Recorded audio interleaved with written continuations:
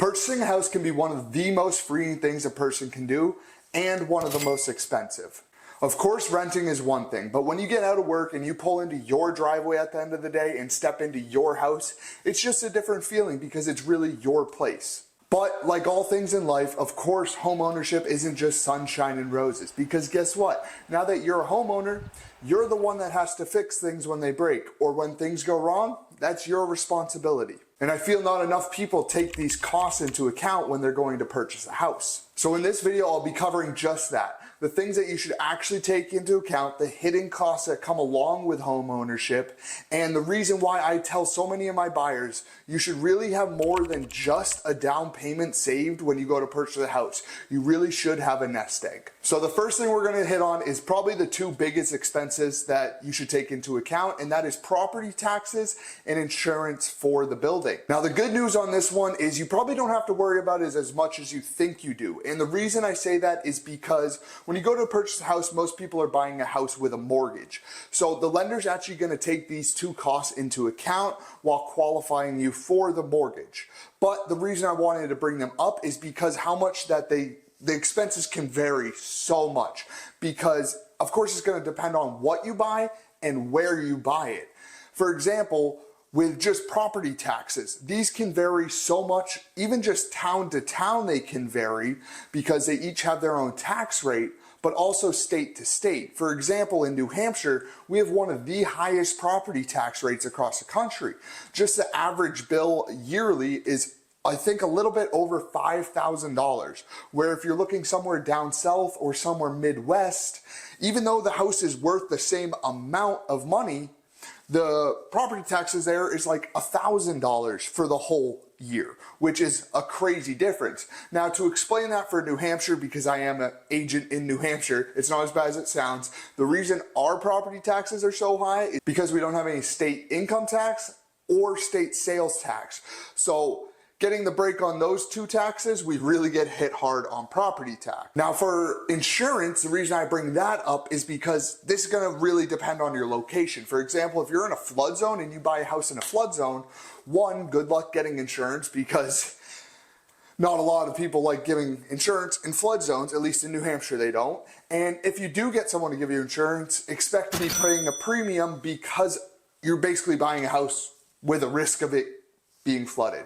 So you can see why the insurance is going to charge more money for that. So you're really going to want to think of where you're looking on buying and see if it actually makes sense to buy in that location. Now next is going to be maintenance and repairs. First up, we're going to touch on maintenance, and this is just stuff that you should probably be doing on a yearly basis or so, and it's just the little things that keep your house running smoothly, keep your house looking good, so that it doesn't really have your hard-earned purchase turn into a piece of crap and that eyesore on the block that nobody wants to look at.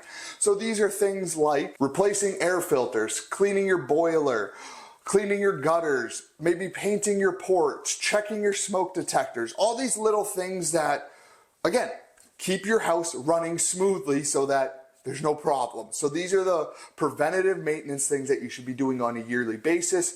Again, I can't really give you a cost on this because it's gonna depend on what you have to do at your house and how big your house is, all that type of stuff. And next is gonna be repairs. Now this one, I really cannot give you a cost on because every house is different. If you're buying a brand new build, well, hopefully, if you buy it from a reputable builder, you won't have to do any repairs for 10, 15, maybe 20 years.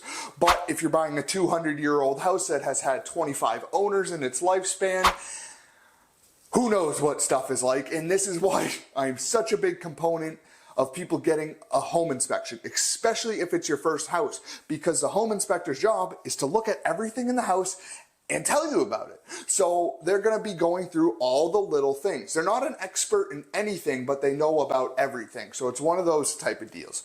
So they'll do the home inspection and they might come back to you and be like, hey, just so you know, everything came out good, but just a little FYI for you, the furnace looks like it's towards the end of a lifespan. I can't really tell exactly, but it looks like it's been there about 25 years. So expect on replacing that in the next 2 to 5 years. Just an FYI, it still works, it's still running, but it's gonna need replacing. Because these repairs could get expensive. For example, if you're gonna have to replace a roof, or maybe you have to do foundation repairs, these are huge things that are gonna cost a lot of money. Where on the other hand, if you have to do a repair like fixing or replacing a toilet or replacing a hot water heater, these are things that are probably below $1,000 and not as big of a deal. But again, you're gonna wanna take these into account. Quick little interruption. If you're enjoying this video so far, be sure to hit that like button. Now this next one doesn't apply to everyone, but it's just something I want to bring up in this video as it is kind of a hidden cost if you're not really looking too deeply, and that is HOA fees. Now of course this is homeowners association, so it really only applies if you're looking at houses within a homeowners association type deal. And the reason that I say you should really be aware of this is because it's a monthly cost usually, and it's reoccurring every month. As you own the property, it's always going to be there because your house is always going to be in the HOA.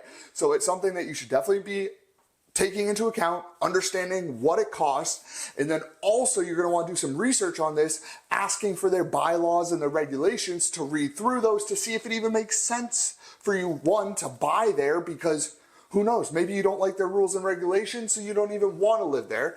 And then the other thing is you're going to want to know who's responsible for what, because a lot of HOAs, they're usually like, for example, it might be a building with 3 different units in it.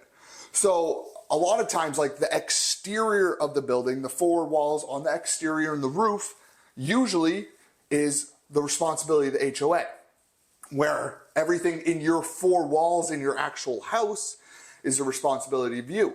But these are things that you really want to actually check, read through the HOA bylaws and regulations, and understand who's responsible for what and how it works, because there's also adjustments when like major things need to be done, which could kind of be a big cost for a couple months and then it goes back down to regular. So you just want to be aware of this. Now the last thing we're going to be touching on is the cost of utilities, the stuff to actually keep your house comfortable throughout the year, whether that's heating or cooling or whatever you may have.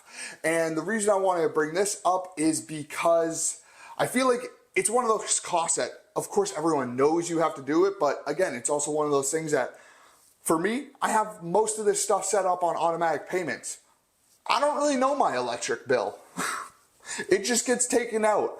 I think I was surprised. It was pretty cheap the other month. I don't know how, but I'll take it. So it's just these little things that sometimes you forget about. So like maybe you're renting right now in the area, so you have a decent idea of what utilities cost, but the reason I want to bring it up is because maybe right now you're on electric heat and you're buying something with oil heat. You're going to want to know the difference of how much that will actually be for a winter. And I can't really give a cost on this one because some people like their house a little cooler during the winter. I like it around 65, 67, where like my family, they like it around 72. That's way too hot, and that's also going to cost more money because you're keeping it at a higher temperature.